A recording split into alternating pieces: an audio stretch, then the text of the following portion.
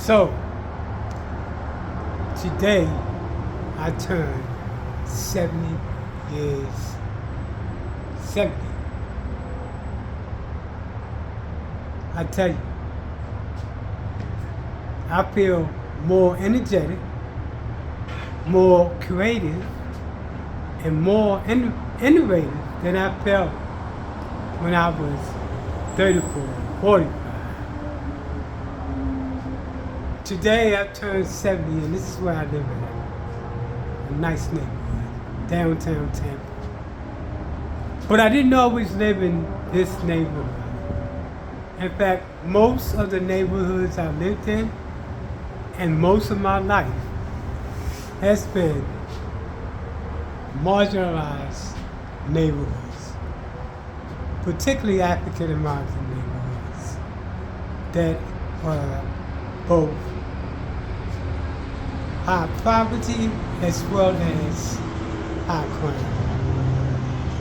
Let me tell you my story on how I got here. About 10 years ago, I lost my job. Well, I didn't lose my job, but the job I had was no longer receiving funding. So I literally had to reinvent myself. Again, I'm 70 years old, and I lost my job 12 years ago. Let me tell you the comeback and how good God is. When I lost my job, at one point I was not able to pay rent, and I was eventually evicted. When I was evicted, I found myself in a situation whereas I was living in, I guess you could say, for lack of a better word, a trailer park. And in that travel park, and this particular travel park was one whereas you had to be at your bottom when it came to your income. Most of the people here were either having mental issues or were not able to rent from other people or were substance abusers or alcoholics. And that being the case, because my income was virtually, well actually it was nothing, virtually nothing, I had to move in. And when I moved in there, I remember at one point, all of the lights was out. The only thing that was going on was the water. From there, I moved into public housing. And that's really where my story began. Once I got into public housing, I started a nonprofit. That nonprofit was focused on working with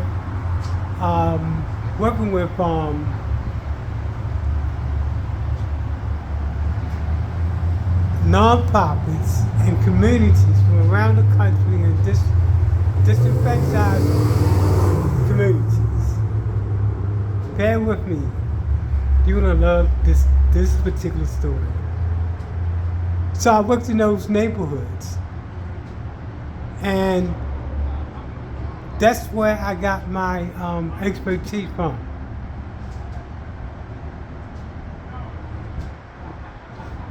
So when I got an opportunity to live in public housing, and I started the nonprofit, it went national. While living in public housing, I was able to create a nonprofit that was providing and continues to provide professional training in nonprofit and community development in over 37 states. Over 3,500 nonprofits have benefited from my virtual classes from around the nation.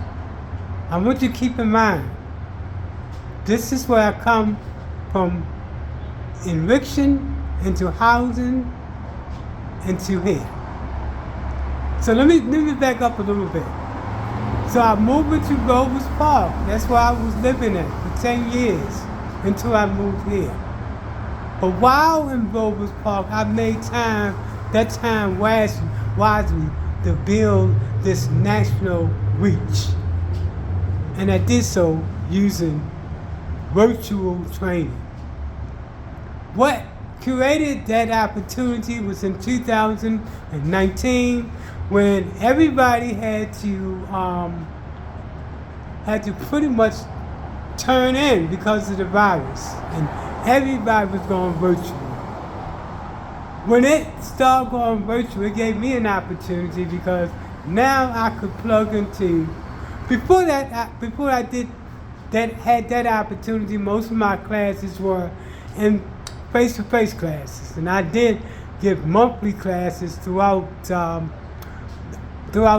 Tampa areas, West Tampa Library, Children's Board. And people really did like the classes I was giving. And after that came the virus. And when that virus came, it gave me an opportunity to teach the same classes I was teaching in person, but now to teach it nationally around the nation. 37 states. From living in public housing to creating an opportunity to use my skills to make an impact.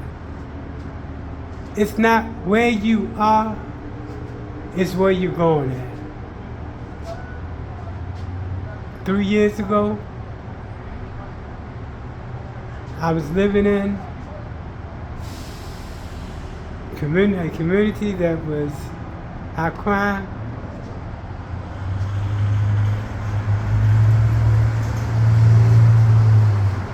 a community that was high poverty, to moving here. That's my story. 70 years right now. And I look back at life in the neighborhood that I came from. Came from one of the poorest neighborhoods in the nation. And my intent was to, having lived in those neighborhoods, having seen what people that came in, that so-called themselves making an impact in the neighborhood, but actually leaving the neighborhood in the same condition or in the worst condition.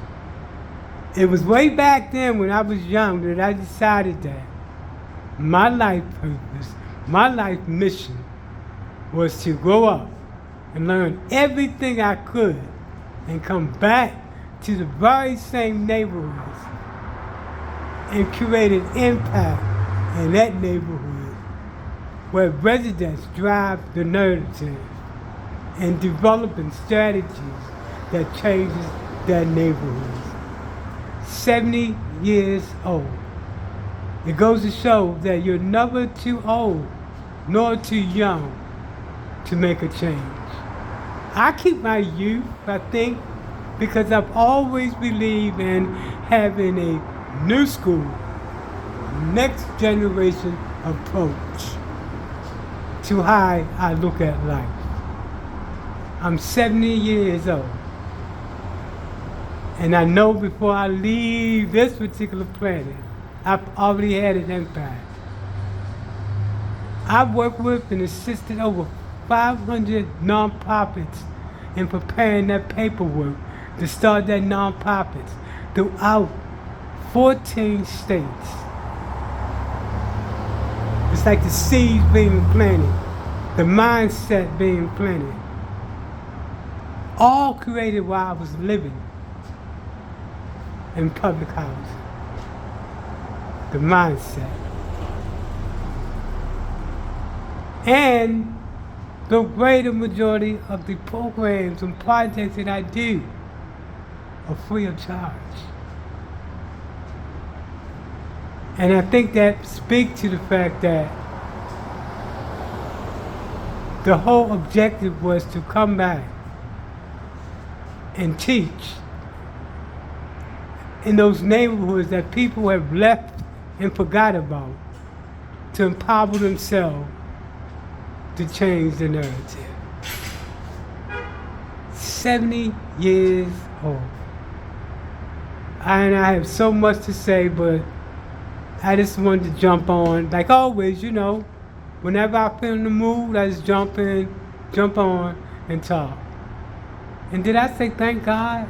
For God to be the glory. Everything that I had to go through to get to where I'm at, in a position that I find myself in now, where you become a major player. And you stay rooted in the fact of knowing where you come from.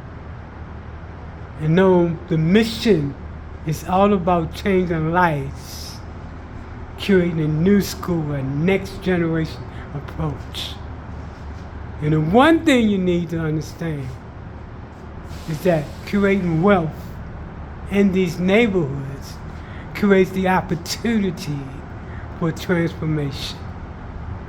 That's why one of my major focus is economic development as an approach to transforming neighborhoods where residents are in the driving seat to create that economic change and what's known as a public-private community partnership that use the different tools of government subsidies and other mixed financial tools to change neighborhoods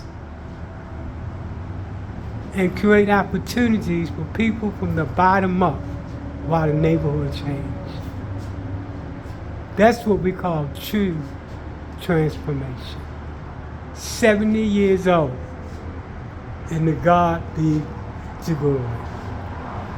That's why it doesn't make a difference what your income bracket is, because my income is not like that, especially if I live in units that is being subsidized.